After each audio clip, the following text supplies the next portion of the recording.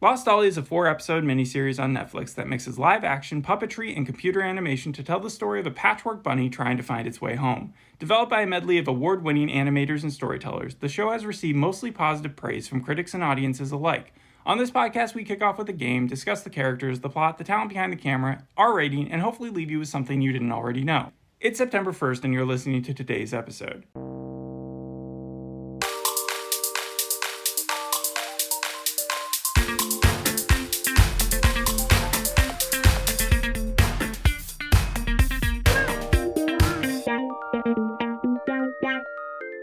You remember when we started the Apple TV's Bad Sister podcast with a game where you needed to guess the real title from the working title? Yeah. Well, I have another set of title and working title. I just want to know which one you want to know and then which one you want to guess. The working title? Okay, you want the working title and then you'll guess the real title? Yes. The working title was Bugs.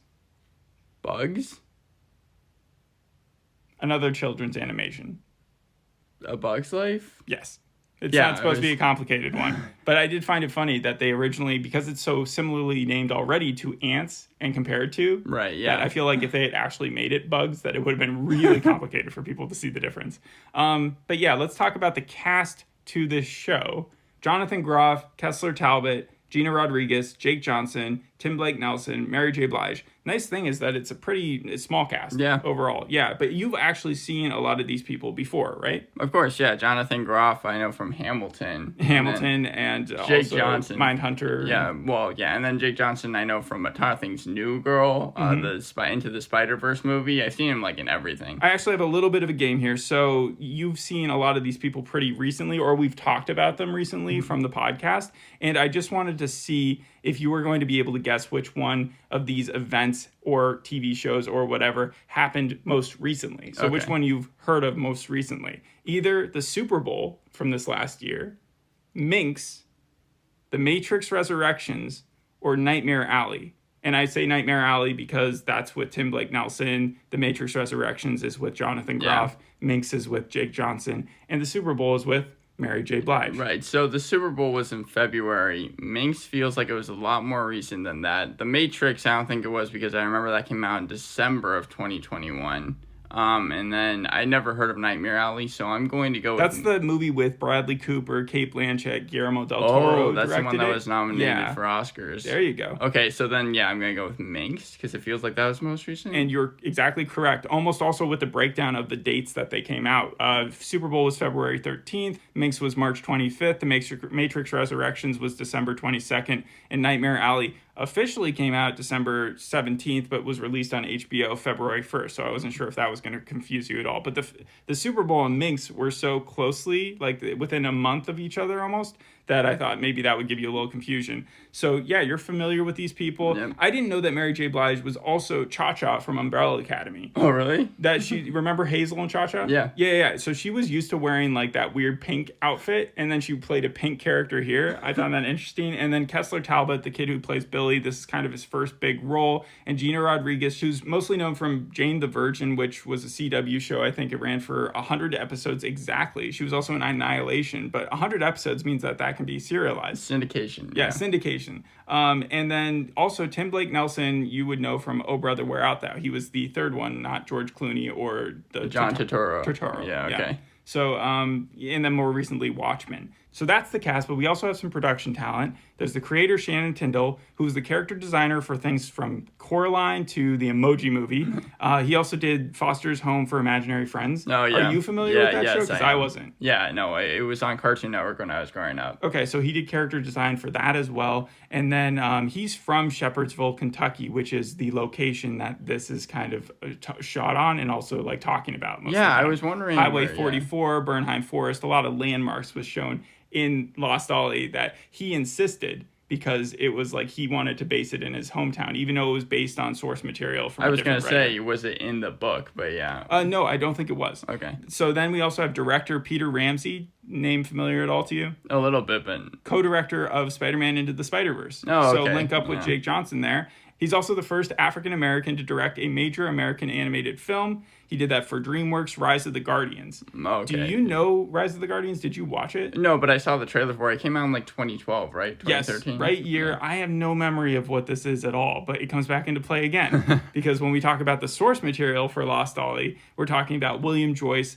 the guy who wrote Ollie's Odyssey, which is what this is based on. He's won 6 Emmys, 3 Annies, and an Academy Award for his 2011 short, The Fantastic Flying Books of Mr. Morris Lesmore, which is like, I think, 15 minutes, and people should go watch it. It's a good short. Mm-hmm. He's also the bestseller of over 50 children's animated books.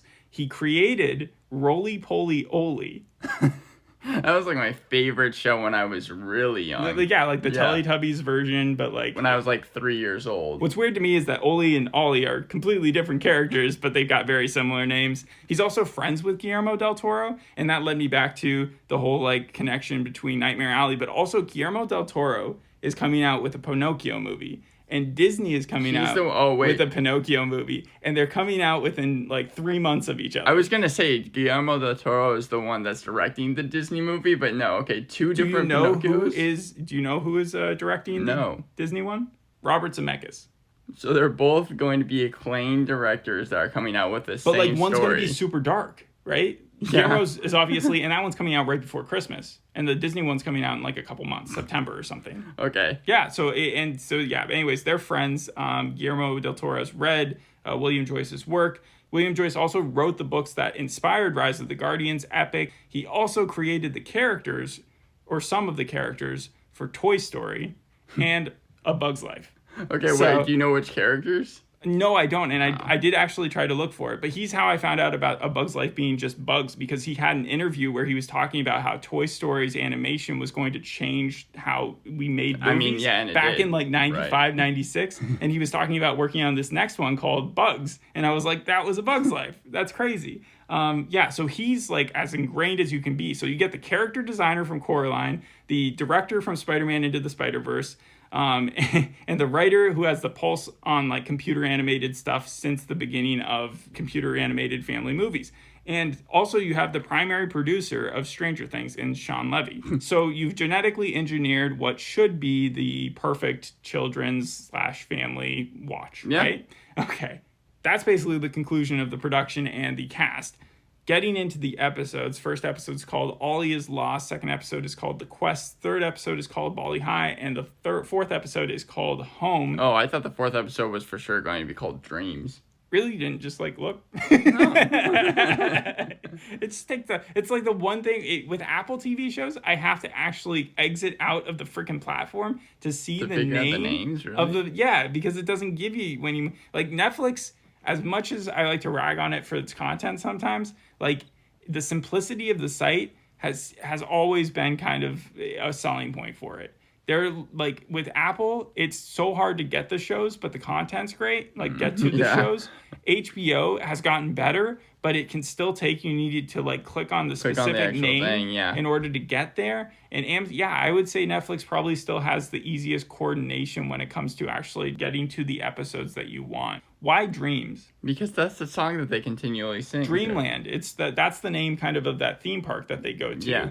But like by then in the fourth episode, you're coming to a conclusion and you're trying to find this, like his whole journey is to get back to his home. And when I saw the trailer for this, first off, I thought two things. One, this had to have been inspired somewhat, at least the book, by the miraculous journey of Edward Tulane. I had to look up the name to that because it also is like a book I read in 2005 as a kid. That is about a stuffed animal bunny that tries to find its way home after it's thrown off of a boat. Yeah. And I was even able to predict some of the twists that happened in this story because of the twists that happen in that book. And it's not only that, the amount of times I was looking at this, and everybody's made the comparison to Toy Story, but Toy Story 1, 2, 3, and 4, the idea of a toy trying to make its way back to its owner, the idea that there are left stranded, the misfit toys, that type of thing, the Velveteen Rabbit, Homeward Bound, Inside Out, when it comes to the memories that they have to cycle through,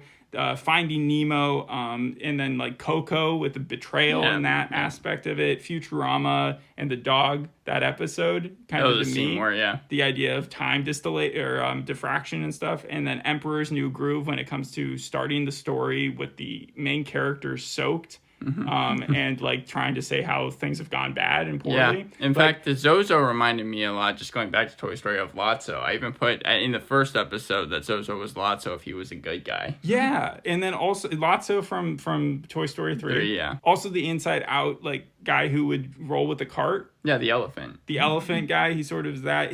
I also had the Jungle Book written at one point, but I had to cross it off because of where Zozo's story arc went. Yeah. Because originally he reminded me a little bit of a mix of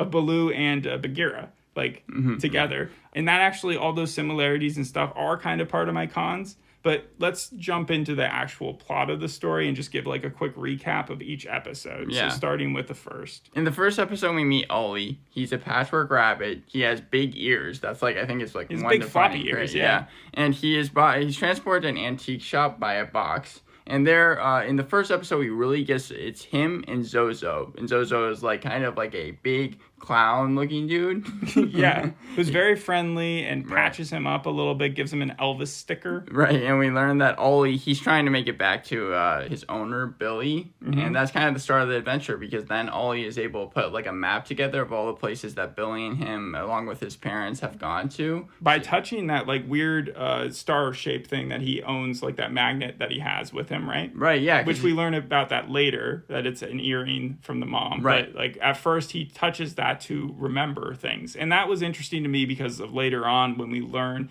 about the time distortion and how long has Ollie just been lost? Yeah, I know. Clearly a very long time he's been in that box, and he just hasn't had like any sort of consciousness. Yeah. It's actually sad when you get to the subtext layer of it, but Zozo and Ollie, they're able to make it through the dog door through this like plan that they had. Yeah. And the dog is like chasing after them at the very end of the episode, and then we see Rosie, right? Rosie comes out. She saves them from the dog who chases them out of the antique shop. Yeah, she's like a pink teddy bear. She has swords behind her. Very sassy.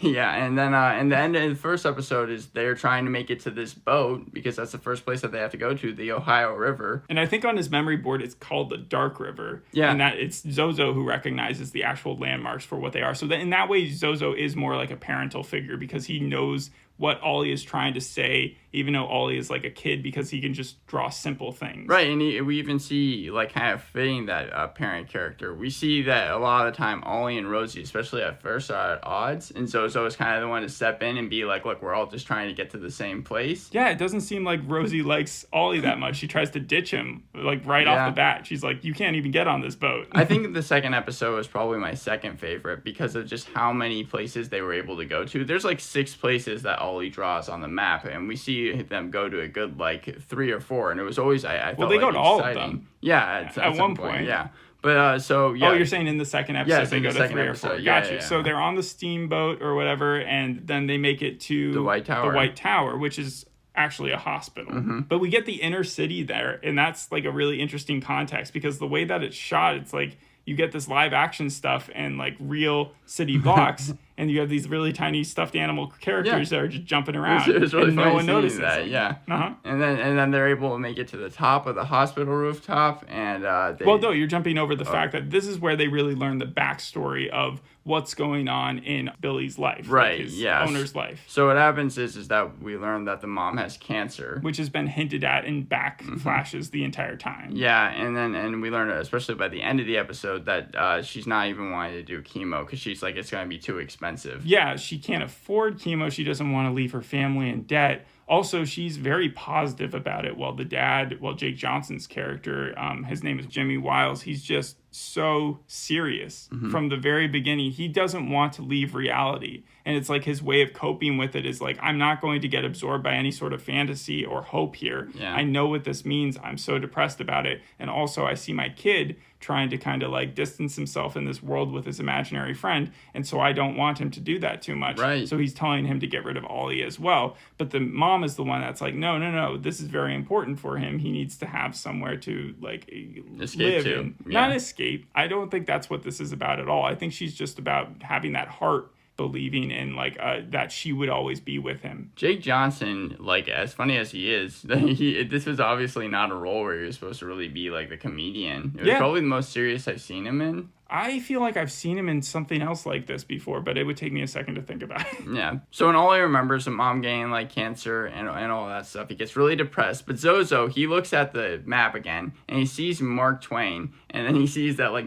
it's like Mark Twain's body, right? But there's a train underneath. I thought it was just like the book. I thought that's what originally Zozo thought it was, but then he realizes when Ollie says something about riding Mark Twain that it must mean a train. Right. So Zozo brings him to the top of the hospital. Yes. They see the train and then they hop on it. And then like we kind of get we get backstory on Zozo as well. Every time they try to get onto a different like appliance, like from the boat to the train, it's always a chase to like jump on it. It's always moving at that point. Yeah, Ollie at the very end, like at the very beginning of the episode, like he tries to get on the boat, he literally makes it on at the last second when he grabs onto the wooden ledge. Exactly. So there's always this suspense that's going on in the show. But what happens when they jump on that train is that Ollie's sticker goes loose, and he starts to unravel again because he's got like stuffing. Yeah, I thought that was going to be like a continual thing, and I mean it only comes back into play, I feel like, at the end of the 4th episode because they stitch him up by that point. But right? what I liked about that is Zozo stitches him up, just like how they explained that he had stitched up Rosie at one point. Right. But it actually hurts to get stitched up,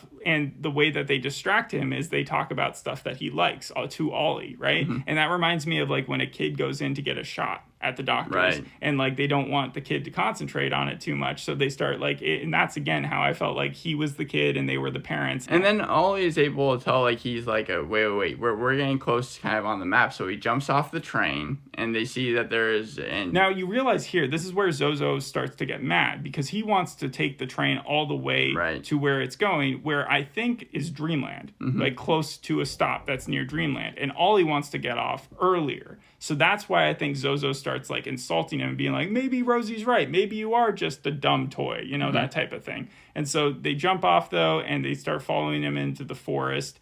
And that's where they see this, they see a troll, and the troll was something that was on their map the whole time. Ollie thought that the troll was going to be real. Zozo wasn't really that sure. Rosie was like 100% convinced that it was not real. But the second that they see it, Rosie goes in guns a-blazing with her swords. Ollie comes in there like kicking and screaming, and then they realize that no, the troll is actually just made out of wood. Yeah, it's just a statue, and this is in Bernheim Forest, and they talk a lot about it in Shannon Tyndall's interview. But once they find out that the troll is fake, they can use it as like kind of a tree or as a stepping ladder to find out what's on top and see what's going on. Yeah, because Ollie's getting depressed at this point. He doesn't know where to go. And then Zozo, he sees the theme park and he's like, that's where we need to go. He's 100% set on it. We really know this because when they're in the forest, Ollie sees the sign that he would always take with Billy. You see a crosswalk sign. Yeah. To the school, which is and Ollie's like, we should go there, and then Zozo's like, no, I know where we have to go. That's not going to lead anywhere. We go to the theme park. At that point, when Zozo makes that kind of like determined, I don't want to go where Ollie is stating that we should probably go. Like up until then, he had kind of been following his context clues to get to where he needed to go. But at this point, this is a clear divergence because you even see Rosie look at Zozo kind of strangely, like, what's going on here? And that was the second. Realize, that was the second I was like, he's not only Lotso, but a good guy. He's just Lotso. Lotso is the villain from Toy Story 3. Right. So before that, you had been convinced, though, that he wasn't a bad guy. Yeah, I thought that he was actually I thought where the story was heading was that they would find Billy, and then like Billy, I guess that would be the really lighthearted ending, but Billy would take in Rosie and then Zozo as well. That's where it seemed like it was going at first. But how dark did you think it was going to get? When they get to Dreamland, they turn on the lights, they see the place is destroyed. It hasn't been operational in years, right? And Zozo starts telling Ollie, like, you got to remember this place. Did you know at that point that Zozo, like, he was going to completely turn evil? No, because, he turns like crazy. He literally holds Ollie up by the neck. Yeah, that's basically the second ending twist of the show, and that leads us to the 3rd episode, where we then get a huge backlash about Zozo's life, which I really liked, because it did give you a lot more compassion for the character until the very end, where he, again, turned pure evil. Right. By the end of his backflash, it shows that he has gone from falling in love with this puppet, Nina, and then completely like going crazy for her to the point where he's murdering other. Well, yeah, it takes place in 1965, and we see that Zozo is basically a puppet that gets, like, baseballs thrown at him the whole entire time. We see that he kind of is hating his life, which I found a little funny, until Nina, is like a figurine that shows up at the other end, who, like, dances a lot. Molly High, a that lot stand, of people. Yeah. Right, and so then, it turns out that the whole entire theme park is shutting down, so they decide to auction Nina off. And then we see that Nina is given to a little girl, and Zozo is freaking out about it. He's trying to twist off of his he's planted. He doesn't have any legs, He doesn't have any legs, but once he breaks free of that thing, years later, he's not going to find Nina. We know this as the audience, but he doesn't know this. And he finds Rosie just beat up, and he feels really bad for her. Well, we also see him find legs. So, he stitches them Yes, he gets legs. He stitches Rosie up as well. And then they go off on their adventure, eventually leading to him to getting so depressed that he can't find Nina that he then murders other toys. Well, no. What happens? That's what happens. Yeah, but like I felt really bad for the stuffed rhino. The rhino is just like the rhino gave him a bad lead. You see, the rhino didn't need to die. I agree with that. At first, it seemed like he was just beating him up because he was mad. In that case, you could almost give him a pass. But then once he actually killed him, that made his character irredeemable. Straight up ripped off his head. Yes. I was like, oh. He murdered the rhino. And so then he sent himself off to to the antique shop. Siberia, basically. Yeah. He just signed up for he tells said, Rosie not to follow him.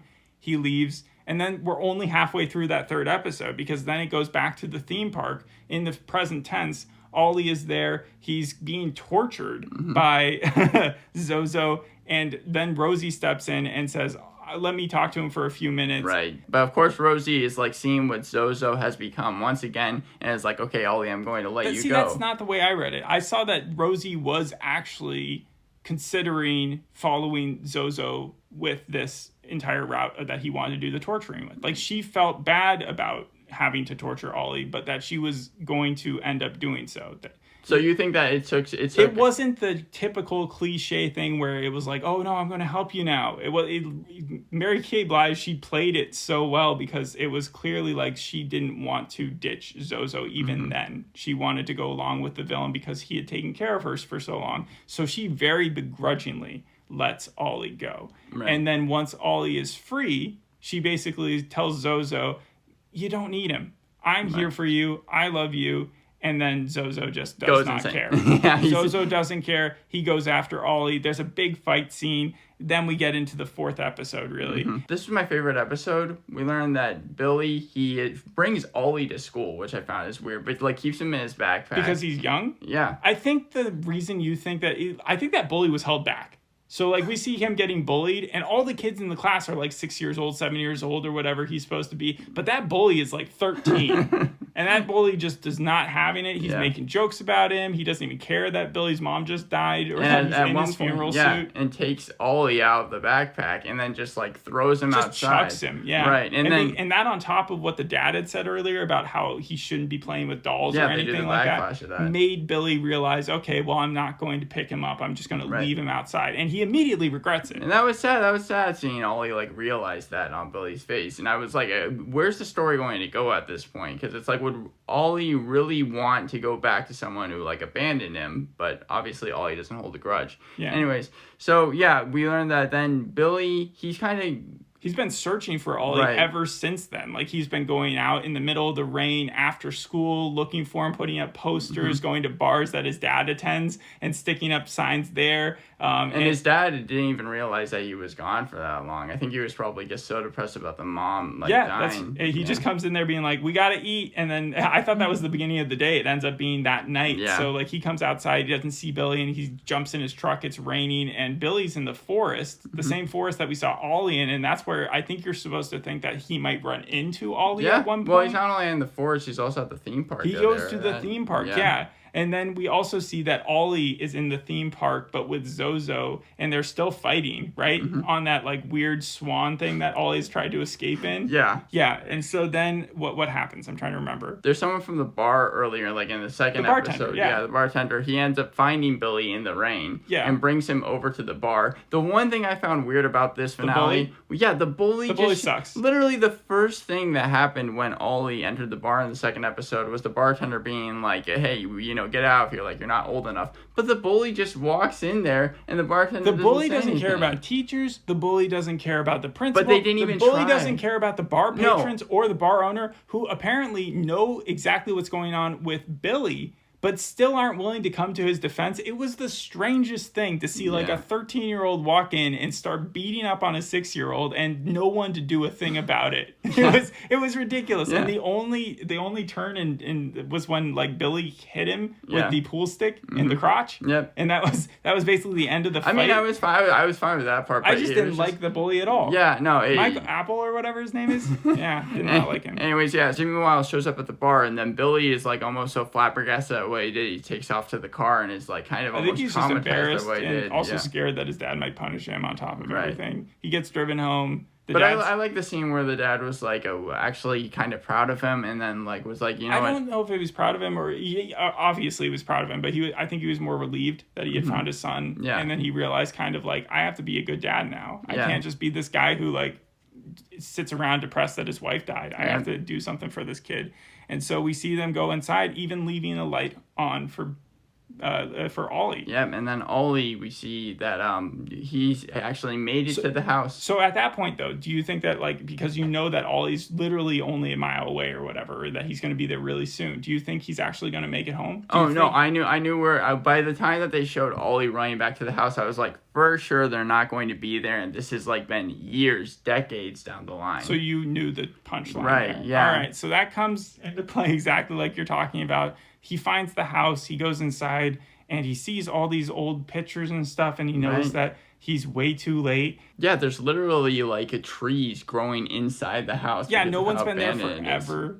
And there's, like, old pictures and stuff. He looks at the pictures, and it brings him to the memory of when Billy is in the hospital with his dad. They're both sleeping, and the mom's character, who's dying of cancer, looks at Ollie and starts talking to him. And in that moment, I almost broke, because I was like, that's kind of what any adult wants, that feeling. I'll talk about it more in my prose. Yeah. But yeah, they have this discussion where she basically says, you need to tell Ollie, you need to be there for them. Right. And you need to tell Billy and his dad something in the future once I'm not here too.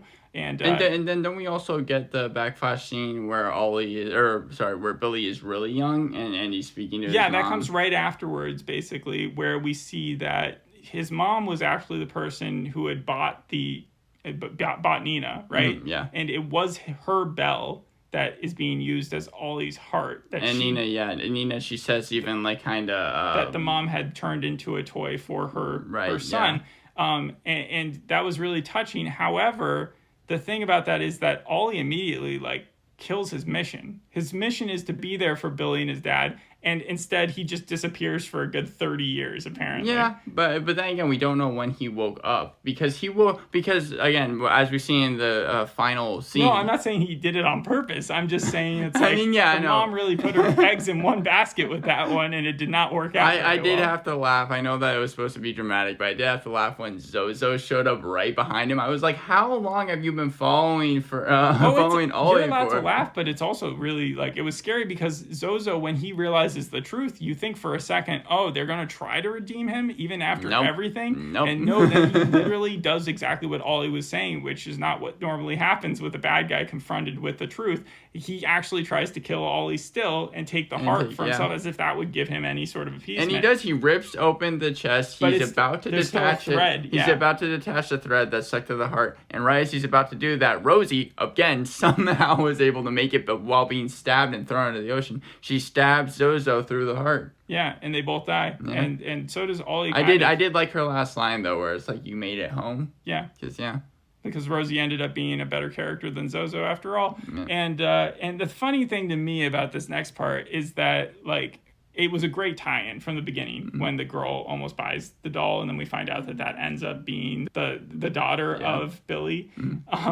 But there's a couple of things. So one is that the house that they live in now is right next door to his childhood home, but he hasn't bothered to reconstruct or do anything to fix up. Billy's kind of lazy. Keep his home from becoming decrepit. You know what I just now realized? Billy, okay, so there's, like, a girl that keeps on standing up for Billy at school, and that might have been the mom of that they made the kid with. Maybe, but, like, the kid, I think, may be adopted as well. Oh, yeah. But the funny thing about that is that when Billy was adopted, because they keep on mentioning that, like when she's in the MRI, the mom's in the MRI, and the nurse is like, only family members here. I do want to point this out. Who else would that kid be? Yeah, I know. I had that same thought. I was like, there's only... like, I get the point that they're trying to drill in, like, oh, people are a little racist. But, like, in that context...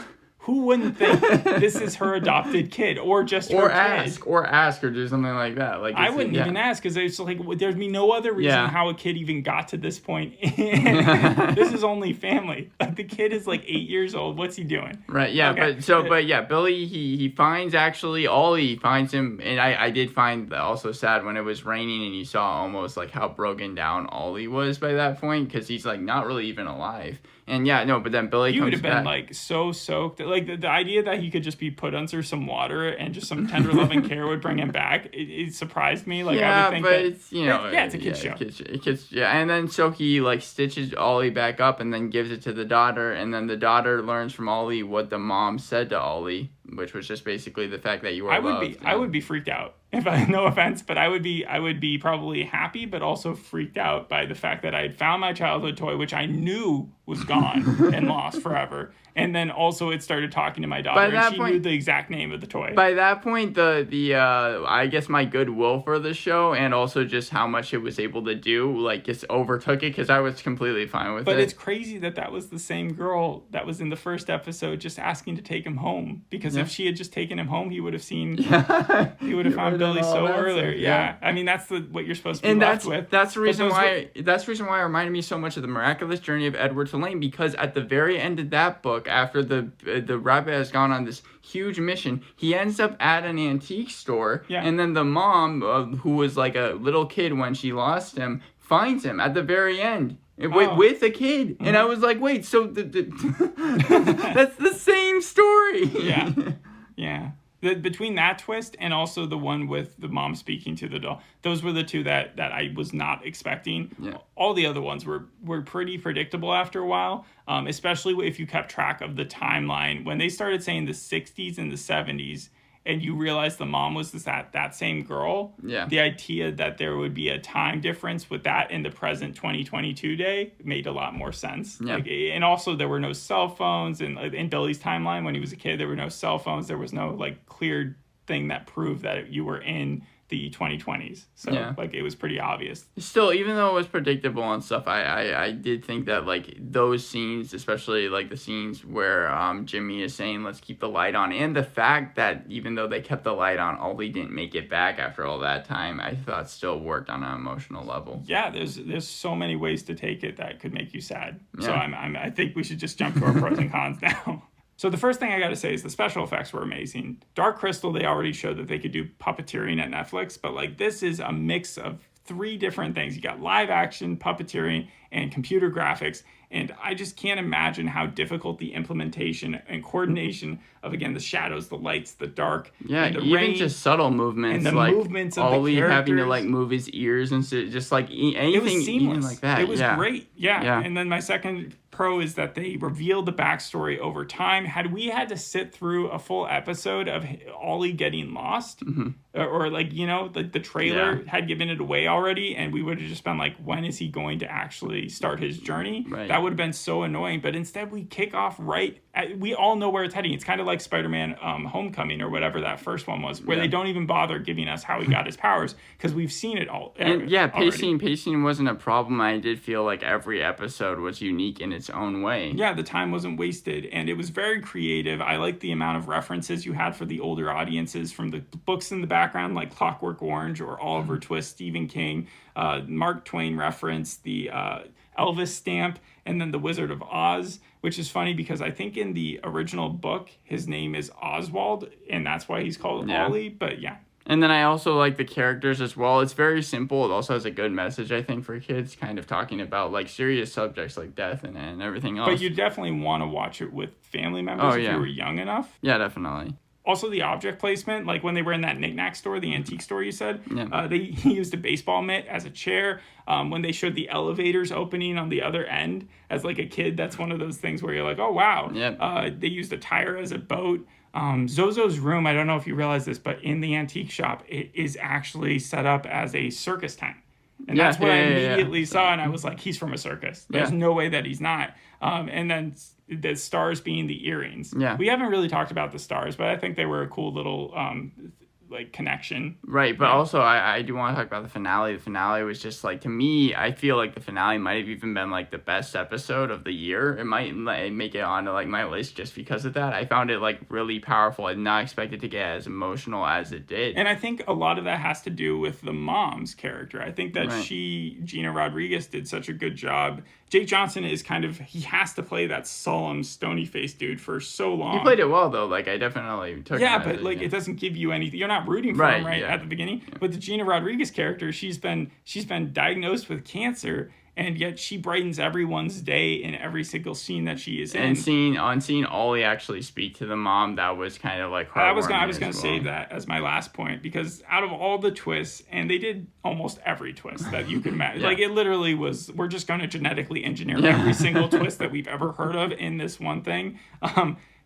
They've never broken the cardinal rule, which is adults can't speak to imaginary friends or toys. It's always hinted at, like Captain Hook and Peter Pan and the old dad or whatever, but they never actually get to the point where straight up the adult looks at the toy and just talks to him. And that's the part that almost got me really sad. Like, it definitely got a few tears in my eyes, because we make all these movies, adults do, not kids. Adults make the movies about trying to capture youth, and they've instated this rule for so long that the idea that this comes along and just breaks it for a second, for this, she's just about to die, and she's like, I know you're there, and I made you for this purpose. And it makes all the more sense in the first episode when you go back to it and you see why the mom was trying so hard to make Billy be so comfortable with Ollie, especially after his dad was like, you have to stop playing with this toy, because it's like, when she says, I know you've been there like the whole time, it's like, well, yeah, she definitely did. Not only that, she also kind of spells it out, like why Jake Johnson is acting the way he is, or why Jimmy is acting the way he is, because he's all calloused up, as she said. That was a perfect word for it.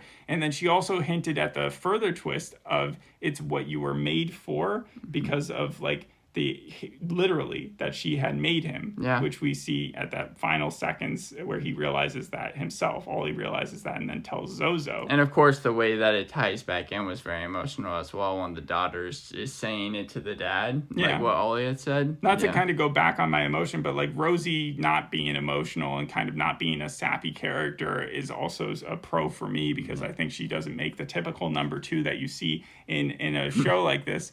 And could have easily, And then I think the third episode, Zozo's backstory also deserves credit, because you didn't spare away from making him the villain, but you also made him sympathetic, which usually when they make a villain sympathetic, Disney at least does this thing where it makes them not even villains, really. Where from a different perspective, the villain in Up, to me, isn't really a villain, because all he's trying to do is catch a bird, and he's not actually like murder. He's actually invented technology that can help dogs speak. Like, that seems like a good thing. Sid from Toy Story had no idea the toys were real, so like the idea that he was torturing them he didn't know that. And also, like on his trailer set, Ratatouille, there's a restaurant critic who's basically seen rats in a restaurant, and then he gets to be the villain of the show because of that. Like, it doesn't make as much sense. He's murdering people. So clearly he's the villain, and I'm glad that I felt stapled so that bad in. for the rhino. It's just like the rhino was just trying to help, justice for the rhino. But I agree. So it's nice to have that clarity there, and when at the end they literally kill him. That's different too. That's a way to separate yourself. when Zozo was about to take the thing out of Ollie, like, I was thinking at first, okay, no, he's just going to leave him, but no, he literally cares about Nina so much he's about to rip out the heart of Ollie, and I was like, wow, this is getting pretty dark. I do think that there was a couple of things. One, the first episode did start off a little slow, and I think that I was also a little off-put by Jonathan Groff's voice at very first. Later on, it kind of got better, and I was like used to it. But it was like that southern accent. The southern twang that everybody had did take some time to get used to, and you're not the only one to point that out. However, like, it doesn't take away from the show in the end. And it also, I think people also, not only the accent but the tone, like, Jonathan Groff was so happy and positive. Yeah.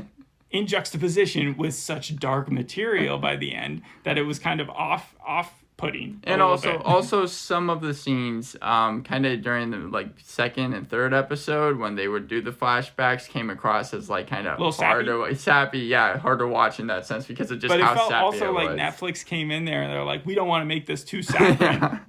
If we're gonna include some sap here, we're gonna make it so much worse over here, you know? Yeah, no, we'll make up for it, don't worry. So, like, overall, I give the episode, definitely the finale, like, elevated this up another, like, point for me in terms of my full show rating, but I give it probably, like, an 8.5 out of 10. I really enjoyed it. I mean, I would have put a 9, but that bully showing up at the bar really, it hurt the show to me.